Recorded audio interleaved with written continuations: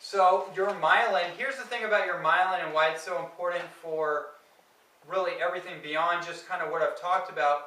Your ability to learn and master new information is dependent on this, as I came to find out.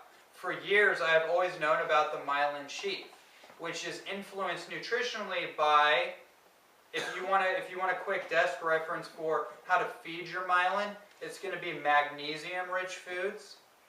It's going to be sulfur-rich foods. Garlic is a great source of sulfur. Onions are a great source of sulfur. Hemp seeds are a great source of sulfur. And actually, my favorite supplement is MSM. And that actually, MSM saved my life. And so if anyone here has arthritic issues, you have joint muscle issues, I would say that MSM could become your best friend. Calcification issues where we have like overproduction or the overgrowth of synthetic calcium that gets into our joints and starts to gum up the joints. It starts to gum up our cardiovascular system.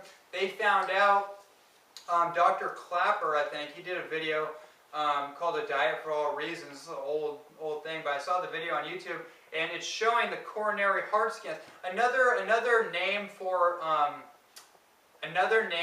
I want to get this accurate. It's in a book I'm working on. But another name for heart scans is coronary calcium scans. So they're actually scanning for calcium. Right? We were sold this whole thing that we need all this calcium from milk and from supplements and all this stuff, and nobody has a calcium deficiency. We have magnesium deficiencies all over the board.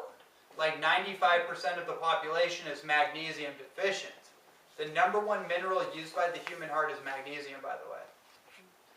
And for your bone density.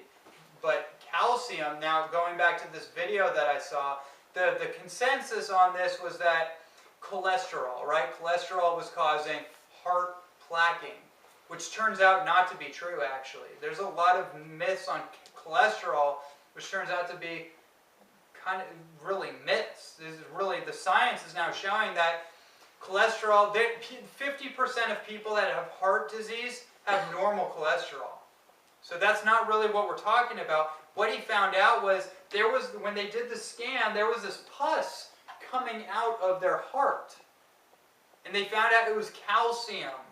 And these calcium organisms actually create plaque formations in our arterial wall. That makes sense? So like plaquing in the valves of the heart, plaquing in our teeth.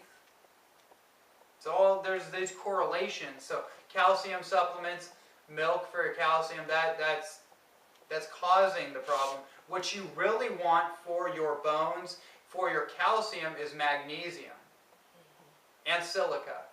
And this was shown in the 60s by a doctor named Dr. Louis Kervon, who actually brought to our attention this whole idea on biological transmutation.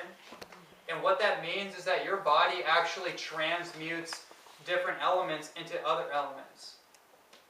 So this goes back to the Newtonian thing. Well, I can touch it, I can see it, that must be it. Calcium, right?